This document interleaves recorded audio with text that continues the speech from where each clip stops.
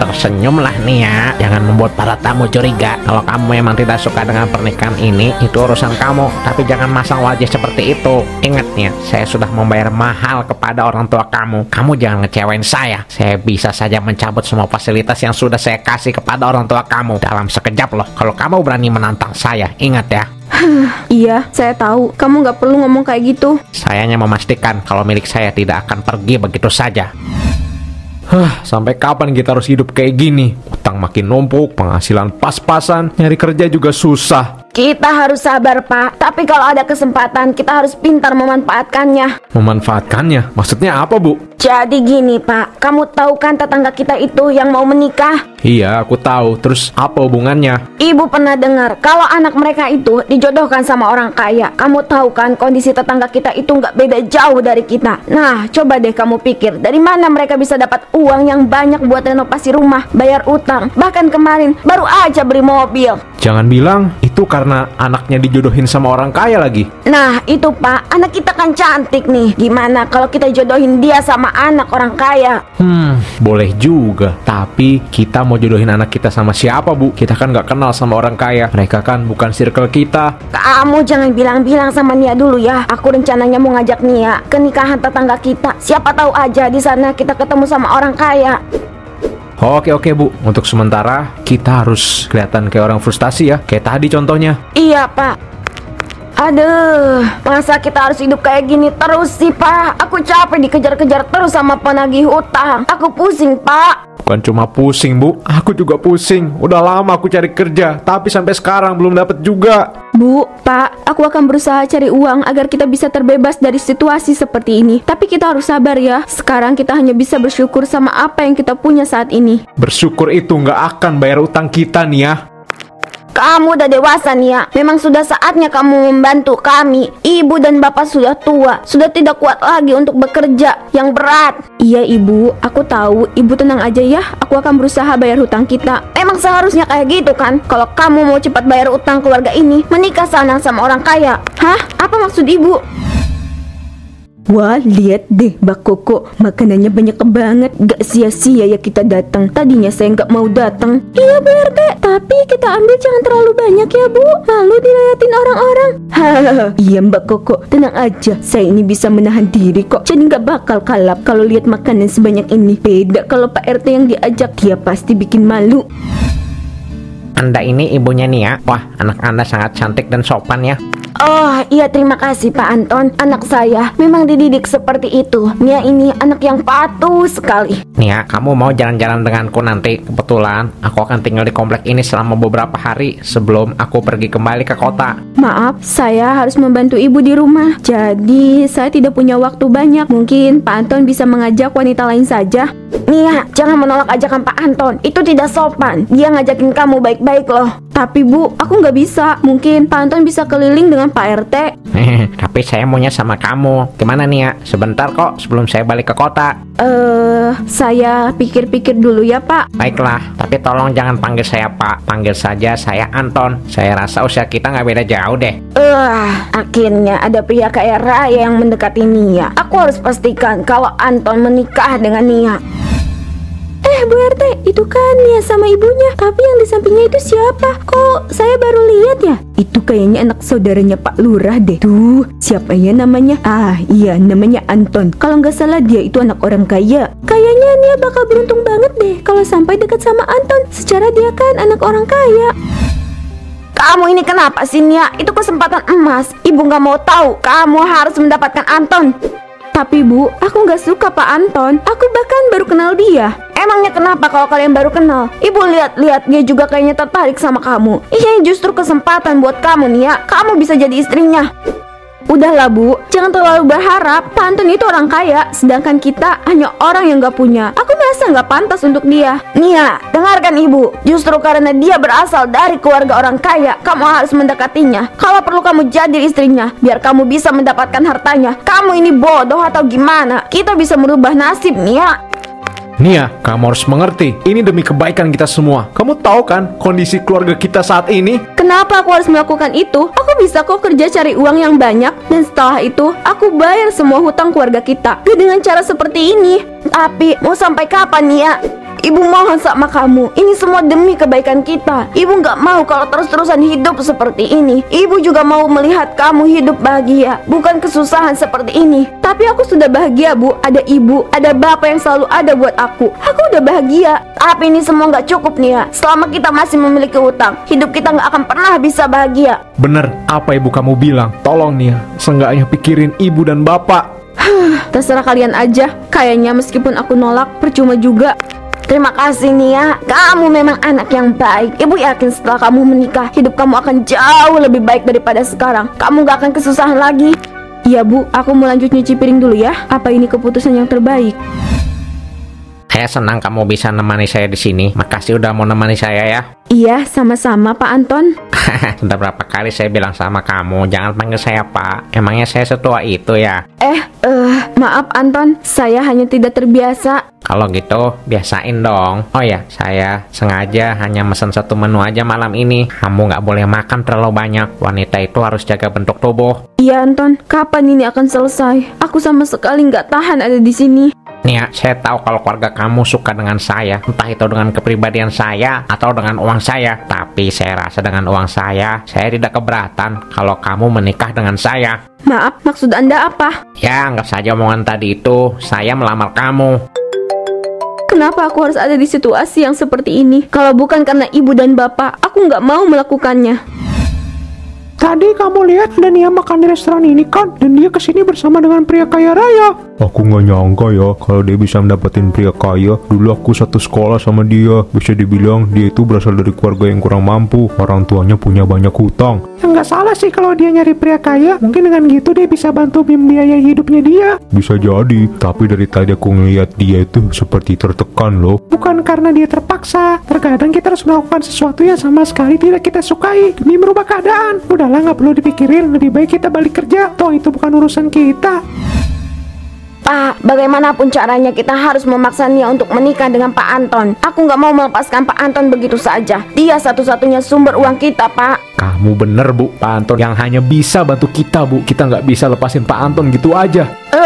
Aku udah nggak sabar Pak. Kalau nanti Nia menikah dengan Pak Anton, kita pasti akan bahagia dan hidup enak juga. Pokoknya kita harus minta rumah Pak. Selain itu hutang kita minta dibayarin juga. Aku udah nggak sanggup hidup dalam kemiskinan ini. Kamu tenang aja Bu, aku sudah catat apa yang bakal aku minta sama Pak Anton itu. Mungkin bentar lagi kita akan jadi orang kaya Bu. Kita akan terbebas dari kemiskinan ini. Tapi Pak, Nia jam segini kok belum pulang ya? Tenang Bu, bentar lagi juga mungkin dia pulang. Bagaimana malam ini? Semuanya berjalan dengan lancar kan Nia? Pak Anton melamar kamu. Iya Bu, Anton ngelamar aku. Tapi aku belum bisa jawab. Aku ragu sama dia Bu. Aku pikir kalau dia bukan pria yang baik. Anton udah bilang dia serius nih ya. Kenapa kamu nggak langsung nerimanya aja? Kamu jangan bikin keluarga kita malu. Seharusnya kamu langsung terima aja Nia. Kamu jangan bodoh. Kita butuh uang. Kita butuh uang Pak Anton untuk mengakhiri kemiskinan ini. Bapak, Ibu, kenapa harus aku yang menanggung semuanya? Aku nggak mau dijodohkan dengan dia. Dia bukan pria yang baik, Bu. Dari mana kamu tahu dia baik atau enggak? Dia aja mau membantu kita untuk keluar dari kemiskinan ini. Itu berarti dia orang yang baik, Nia. Tapi tidak dengan cara seperti ini kan Bu. Aku benar-benar gak mau nikah sama dia. Aku mau menikah dengan orang yang aku cintai Bu. Omong kosong. Kalau orang yang kamu cintai itu tidak bisa memberikan kamu kekayaan, untuk apa kamu menikah dengan pria seperti itu? Lebih baik kamu nikahi pria kaya. Bapak nggak mau tahu nih ya. Kamu harus nikah dengan Pak Anton. Kamu adalah harapan keluarga ini. Cuma kamu yang bisa merubah keluarga kita. Tapi kalau kamu nggak mau, jangan harap Bapak dan Ibu bisa menganggap kamu anak lagi. Kenapa harus seperti ini? Padahal aku bisa bekerja dengan keras untuk membayar hutang-hutang ibu dan bapak. Tapi dengan teganya mereka menyuruh aku menikah dengan pria yang sama sekali tidak aku cintai. Aku merasa seperti tidak ada harga dirinya. Tersenyumlah nih ya, jangan membuat para tamu curiga. Kalau kamu memang tidak suka dengan pernikahan ini, itu urusan kamu. Tapi jangan masang wajah seperti itu. Ingat ya, saya sudah membayar mahal kepada orang tua kamu. Kamu jangan ngecewain saya. Saya bisa saja mencabut semua fasilitas yang sudah saya kasih kepada orang tua kamu dalam sekejap loh. Kalau kamu berani menantang saya, ingat ya. Iya, saya tahu. Kamu nggak perlu ngomong kayak gitu. Saya hanya memastikan kalau milik saya tidak akan pergi begitu saja. Pak Pak, aku merasa kasihan ya sama Nia. Dia kelihatannya kayak gak nyaman gitu. Apa dia dipaksa ya Pak menikah dengan Pak Anton? Mungkin nikah karena uang. Ibu tahu sendiri kan kondisi dia dan keluarganya sebelum ini gimana? Iya Pak, aku tahu keluarganya seperti apa. Tapi kasihan Nia kalau dia terus mengorbankan kebahagiaannya seperti itu. Padahal Nia adalah anak yang baik. Kamu jangan ngomong gitu Bu. Kita nggak ada yang tahu seperti apa nantinya. Kitanya bisa berdoa agar mereka hidup bahagia. Siapa tahu aja nanti Nia dan Pak Anton bisa jadi keluarga yang bahagia. Kita nggak ada yang tahu takdir orang Bu. Iya Pak, semoga aja ya. Terima kasih ya Pak RT, Bu RT sudah datang ke acara pernikahan anak saya. Bu Epi, ya Bu, sama-sama. Kami turut bahagia ya atas pernikahan anak Ibu. Semoga jadi keluarga yang sakinah, mawaddah, warahmah. Amin. Terima kasih Bu RT. Ayo dinikmati hidangannya, jangan sungkan ya.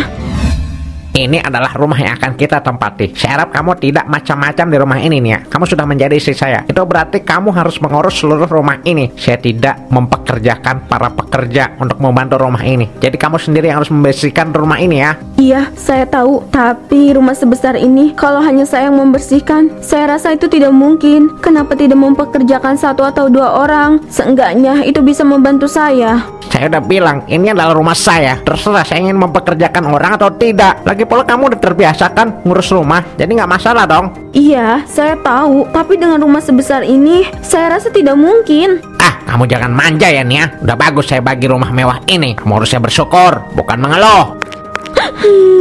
Ibu, Bapak, aku ingin pulang. Aku tidak mau di tempat ini. Ini seperti di neraka. Aku ingin pulang ke rumah kecil kita.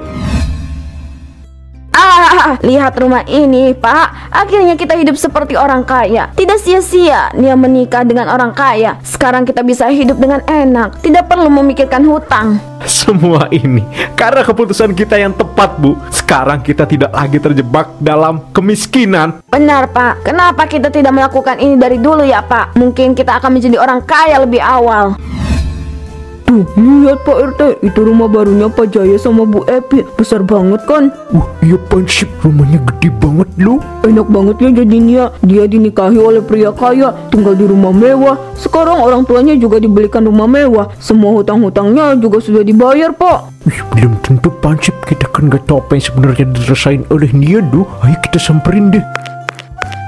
Selamat siang Pak Jaya, Bu Epi. Ini rumah baru kalian ya. Wow. Iya Pak RT, Pak Hansip. Ini rumah baru kami. Gimana rumahnya? Bagus kan? Iya Bu Epi, rumahnya bagus banget. Mewah lagi. Kayaknya ini adalah rumah paling bagus nih di komplek ini.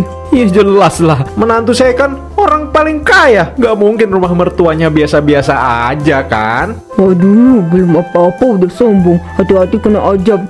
Iya Pak, menantu Pak Jaya memang kaya banget. Dia juga baik udah ngasih rumah yang mewah seperti ini buat Pak Jaya dan Bu Epi. Kalian mau lihat-lihat rumah saya nggak? Mumpung saya lagi baik nih. Saya mau mengajak Pak RT dan Pak Hansip untuk melihat-lihat isi rumah saya. Wah, boleh tuh Bu Epi. Saya pengen lihat isi rumahnya orang kaya itu seperti apa. Dengan senang hati Bu. Ayo Pak RT, Pak Hansip, kita masuk ke rumah saya. Tapi kalian jangan kaget ya sama isinya, karena ada banyak barang-barang mewah. Sombong amat, nanti kena karma baru tahu rasa kamu. Silakan masuk Pak RT, Pak Hansip. Ini adalah ruang tamu saya. Pak Jaya, rumahnya besar sekali. Barang-barang yang ada di sini pasti mahal-mahal, soalnya kelihatan mewah. Udah jelas Pak RT. Nih ya, sofa ini itu harganya bisa sampai puluhan juta loh. Pak RT dan Pak Hansip, kalau mau duduk silahkan. Kapan lagi kan duduk di sofa dengan harga puluhan juta? Saya jadi pengen coba duduk. Kira-kira gimana ya rasanya? Duduk aja Pak Hansip, tidak apa-apa. Sopanya hilang tiba-tiba. Ini ilusi ya? Ini bukan cuma saya aja kan yang ngerasa sopanya hilang? Iya, bukan cuma kamu aja Pak RT. Tadi saya juga lihat, jangan-jangan rumah ini banyak hantunya. Nggak mungkin, itu sofa asli. Rumah ini juga nggak mungkin lah ada hantunya. Tapi kenapa sofanya tiba-tiba menghilang ya? Lulu, semua barang-barangnya menghilang. Pak Jaya, Bu Epi, kenapa barang-barangnya hilang semua? Sebenarnya apa yang terjadi? Saya nggak tahu Pak RT. Kenapa tiba-tiba barang-barang di rumah ini pada menghilang? Aneh banget. Kenapa semua barang-barang ini menghilang? Itu suara apa Pak RT? Saya takut banget. Jangan-jangan gempa. Kamu jangan peluk-peluk segitu, malu diliatin orang. Itu kayaknya cuma gemuruh aja deh. Itu suara apa Pak? Apa ini? Jangan-jangan ini gempa. Ayo kita keluar dari rumah ini. Apa yang terjadi? Kenapa semuanya hilang? Rumahku jadi hancur. Rumah kita, Pak. Rumah yang baru saja kita tempati. Kenapa jadi runtuh seperti ini? Bu Epi dan Pak Jaya yang sabar ya. Ini semua mungkin peringatan untuk kalian agar tidak sombong. Kalian terlalu mamerin harta yang baru saja kalian punya loh. Mungkin benar Pak RT. Ini semua gara-gara kesombongan kami. Kami terlalu sombong memamerkan apa yang kami punya ke semua orang. Padahal semua ini hanyalah pemberian. Semua yang kita lakukan pasti ada akibatnya, Pak Jaya. Segeralah bertobat, minta ampun pada Allah. Dan saya yakin ini juga ada hubungannya dengan kalian jodohin tuh anak kalian sama orang kaya. Kalian lakukan itu cuma semata-mata hanya demi harta kan? Pak RT benar. Saya bahkan sama sekali tidak memikirkan perasaan Nia. Apa dia akan bahagia dengan pernikahannya atau tidak. Kami hanya memikirkan kesenangan kami saja. Aku gak tahan lagi hidup seperti ini, Anton. Setiap hari kamu selalu memperlakukan aku seperti seorang pembantu. Kamu sama sekali tidak pernah memperlakukan aku seperti seorang istri. Karena kamu emang pembantu Nia. Kamu pikir alasan saya kamu untuk menikahi kamu tuh apa? Hah? Kamu benar-benar keterlaluan, Anton. Aku udah gak tahan lagi. Aku mau pergi dari rumah ini. Terserah kamu mau mencabut semua fasilitas yang sudah kamu berikan untuk orang tuaku. Aku gak peduli. Kalau kamu pergi, silakan. Pergi aja, tapi jangan harap aku akan mencarimu. Aku juga gak berharap untuk dicari. Aku ingin pergi dari rumah ini dan hidup dengan bebas tanpa harus menderita. Dasar perempuan tidak tahu deh untung. Ini Pak singkongnya. Maaf ya, untuk hari ini kita hanya bisa makan singkong rebus karena kita sama sekali nggak punya uang. Kita kehilangan segalanya. Bahkan Nia pun pergi. Dan sekarang kita hanya makan dengan singkong rebus, Bu. Semua ini salah kita. Kita sama sekali tidak pernah memikirkan perasaan Nia. Ini memang balasan yang bagus, Pak, untuk kita. Udah Bu, gak perlu ditangisi lagi. Ini semua udah terjadi. Mungkin ini adalah balasan untuk kita. Kita harus bisa untuk menerima semua takdir ini, Bu. Iya Pak, meskipun ini berat, tapi kita harus menjalaninya. Aku kangen Pak sama Nia. Tapi mungkin sekarang dia sudah hidup bebas tanpa harus hidup menderita seperti kita. Aku harap Nia bisa hidup dengan layak. Gak masalah kalau dia pergi ninggalin kita. Yang penting dia bisa hidup dengan bahagia, Bu. Maaf Bu, Pak, aku nggak bisa kembali ke kalian. Aku masih sakit hati sama perlakuan kalian. Aku akan hidup dengan bebas dan mewujudkan cita-citaku. Semoga kalian bisa menerima semua takdir yang Tuhan telah berikan. Semoga ibu dan bapak sehat selalu. Kalau hati aku sudah tidak terluka lagi, aku akan mengunjungi kalian.